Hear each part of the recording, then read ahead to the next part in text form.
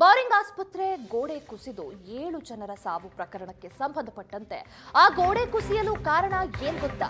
Asianet ಸುವರ್ಣ ನ್ಯೂಸ್ನಲ್ಲಿ exclusive ಮಾಹಿತಿ.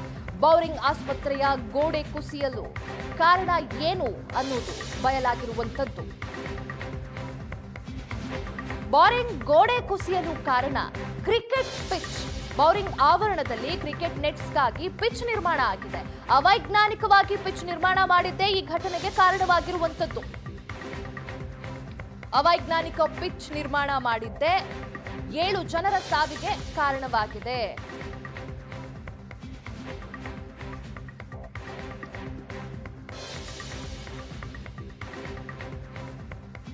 Bowring ಆಸ್ಪತ್ರೆ ಗೋಡೆ ಕುಸಿದು 7 ಜನ ಸಾವನ್ನಪ್ಪಿದ್ರು. ಇದಕ್ಕೆ ಕಾರಣ ಈಗ ತಿಳಿದು ಬಂದಿದೆ. ಮಳೆ ನೀರು ಗೋಡೆಗೆ ಇಳಿದು ಕಾಂಪೌಂಡ್ ಕುಸಿದುಕೊಂಡಿದೆ. ಅಲ್ಲಿ ಅವೈಜ್ಞಾನಿಕವಾಗಿ ಪಿಚ್ ನಿರ್ಮಾಣವನ್ನ ಮಾಡಲಾಗಿದೆ. ಈ ಪಿಚ್ ನಿರ್ಮಾಣವೇ ಇದಕ್ಕೆ ಕಾರಣ.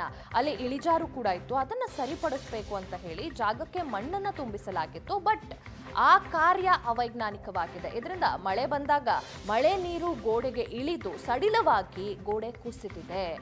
ಕುಸಿದ ಪರಿಣಾಮವಾಗಿ 7 ಜನರು ಸಾವನ್ನಪ್ಪಿರುವಂತದ್ದು.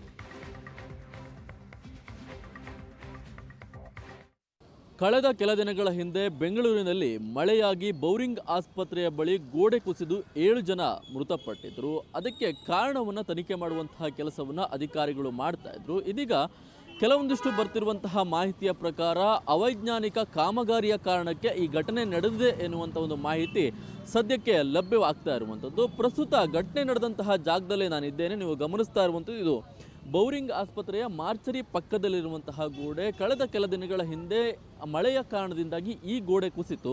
ಇದರ ಕೆಳಗಡೆ 7 ಜನ ಮೃತಪಟ್ಟಿದ್ದರು. ಅದರ ಭಾಗದಲ್ಲಿ ಈಗ ಮಣ್ಣನ್ನು ತುಂಬಿದಂತಹ ಚೀಲಗಳನ್ನು ಇಟ್ಟು ಆ ಗೋಡೆಯ ಪಕ್ಕಕ್ಕೆ ಸರಿ ಮಾಡುವಂತಹ ಕೆಲಸವನ್ನು ಮಾಡಿದ್ದಾರೆ. ಇದಕ್ಕೆ ಕಾರಣವನ್ನು ಗಮನಿಸ್ತಾ ಹೋಗೋದಾದರೆ ಕ್ರಿಕೆಟ್ ಪಿಚ್ಚನ್ನು ನಿರ್ಮಾಣವನ್ನು ಮಾಡಿದ್ದು, ಜೊತೆಗೆ ಗೋಡೆಯ ಪಕ್ಕದಲ್ಲಿ ಗಿಡಗಳನ್ನು ನೆಟ್ಟಿದಂತಹ ಕಾರಣಕ್ಕೋಸ್ಕರ ಈ ರೀತಿಯಾದಂತಹ ಘಟನೆ ನಡೆದಿದೆ ಎನ್ನುವಂಥ ಒಂದು ಮಾಹಿತಿ ಇರುವಂಥದ್ದು. ಮುಂಚೆ ಈ ಗೋಡೆಯ ಪಕ್ಕದಲ್ಲಿರುವಂತಹ ಜಾಗ ಇಳಿಜಾರಾಗಿತ್ತು. ಜೊತೆಗೆ ಹಳೆಯ ಆಸ್ಪತ್ರೆ ಇದ್ದಂತಹ ಜಾಗದಲ್ಲಿ ಮುಂಚೆ ವಿದ್ಯಾರ್ಥಿಗಳು, ಈ ಬೌರಿಂಗ್ ಆಸ್ಪತ್ರೆಯ ಮೆಡಿಕಲ್ ವಿದ್ಯಾರ್ಥಿಗಳು ಕ್ರಿಕೆಟನ್ನು ಪ್ರಾಕ್ಟೀಸ್ ಮಾಡುವಂತಹ ಕೆಲಸವನ್ನು ಮಾಡ್ತಾ ಇದ್ರು. ಆದರೆ ಇದನ್ನು ರೆಡಿ ಮಾಡುವಂತಹ ಕಾರಣದಿಂದಾಗಿ ಈ ಕ್ರಿಕೆಟ್ಗೆ ಸಂಬಂಧಪಟ್ಟಂತಹ ಪಿಚ್ನ ಶೆಡ್ ನೀವು ಗಮನಿಸ್ತಾ ಇದ್ದೀರಾ, ಈ ಗ್ರಿಲ್ಲನ್ನು ಗಮನಿಸ್ತಾ ಇದ್ದೀರಾ. ಆ ಗ್ರಿಲ್ಲನ್ನು ರೆಡಿ ಮಾಡುವಂತಹ ಕಾರಣಕ್ಕೋಸ್ಕರವಾಗಿ, ಜೊತೆಗೆ ಅಕ್ಕಪಕ್ಕಕ್ಕೆ ಮಣ್ಣನ್ನು ತುಂಬಿ ಸಮತಟ್ಟು ಮಾಡುವಂತಹ ಕಾರಣಕ್ಕೋಸ್ಕರ ಈ ಗೋಡೆಯ ಪಕ್ಕದಲ್ಲಿ ನೀವು ಕಾಣ್ತಾ ಇರುವಂತೆ ಮಣ್ಣನ್ನು ತೆಗೆದುಕೊಂಡು ಬಂದು ಸಮತಟ್ಟು ಮಾಡುವಂತಹ ಕೆಲಸವನ್ನು ಮಾಡಿದ್ರು.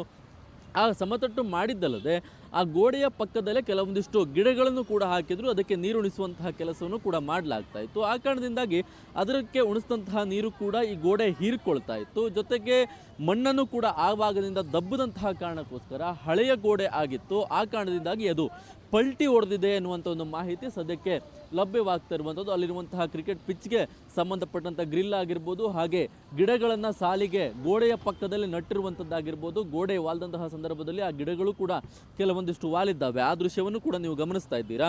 ಈಗ ಸದ್ಯಕ್ಕೆ ಇಲ್ಲಿ ಅಕ್ಕಪಕ್ಕದಲ್ಲಿ ಯಾರು ಕೂಡ ಓಡಾಟವನ್ನು ಮಾಡೋದಕ್ಕೆ ಅವಕಾಶವನ್ನು ಮಾಡಿಕೊಟ್ಟಿಲ್ಲ. ಈ ಗೋಡೆಯನ್ನು ನಿರ್ಮಾಣ ಮಾಡಬೇಕಾದಂತಹ ಕೆಲಸವೂ ಕೂಡ ಆಗಬೇಕಾಗಿದೆ.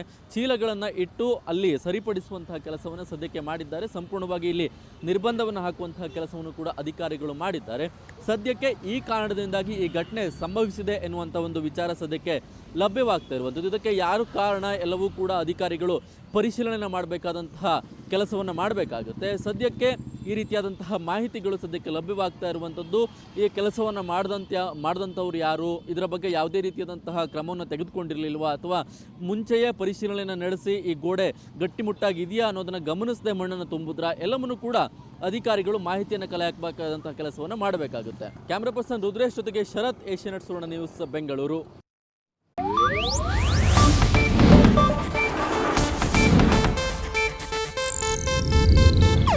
ಇದು ಏಷ್ಯಾನೆಟ್ ನ್ಯೂಸ್ ನೆಟ್ವರ್ಕ್ ಪ್ರಸ್ತುತಿ.